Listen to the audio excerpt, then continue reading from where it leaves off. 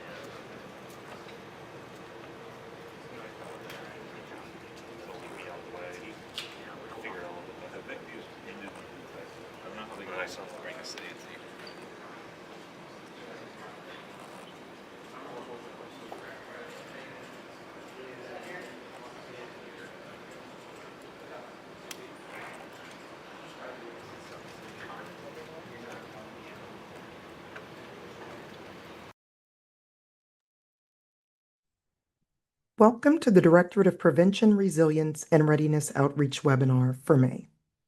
At this time, all participants are in a listen-only mode. However, you may ask questions at any time by placing them in the Q&A box. There will be several opportunities for questions throughout the webinar, and we should have some time for questions at the very end as well.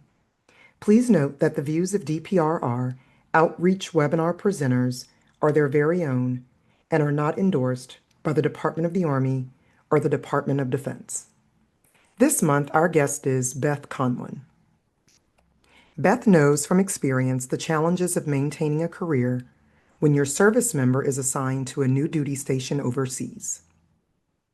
In 2013, her husband's permanent change of station to Germany forced her to leave her job and put her professional development and family's financial security at risk due to the vague wording about spouse employment within the Status of Forces Agreement. Frustrated by the ambiguity of the agreement, Beth started out on a decades-long journey to remove barriers caused by misinformation on SOFA. Beth took what she learned as a presidential fellow at the George W. Bush Institute Stand to Veteran Leadership Program and refined her approach.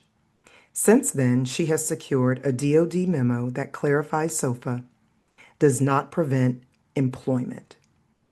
Now that clarity has been established, the real work begins to undo decades of fear-mongering and disinformation to make sure every military family knows that SOFA is not a barrier to employment.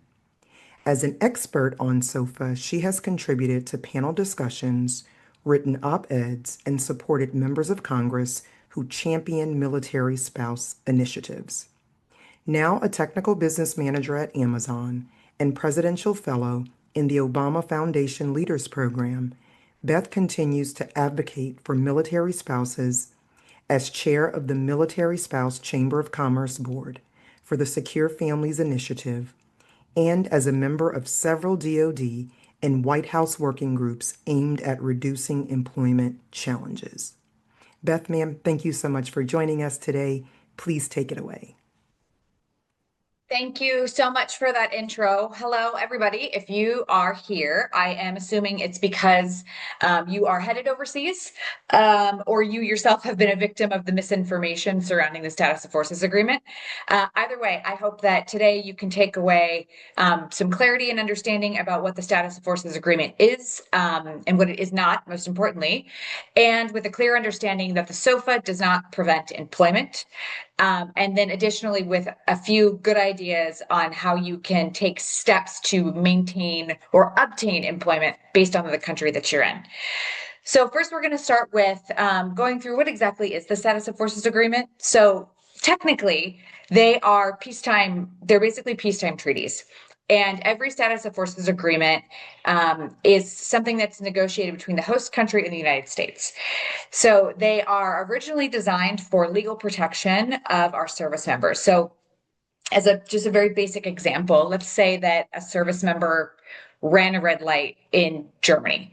The status of forces agreement is in place to ensure that that service member would get legal representation that would be relevant to the running of the red light or that legal infraction, right? So it was that was sort of the overarching structure of status of forces agreements to make sure service members had legal protection. There are also a couple of other nuanced things in there. For example, when we bring our vehicles to foreign countries, we are not taxed on that. So we don't get an import tax for bringing our possessions with us when we PCS overseas.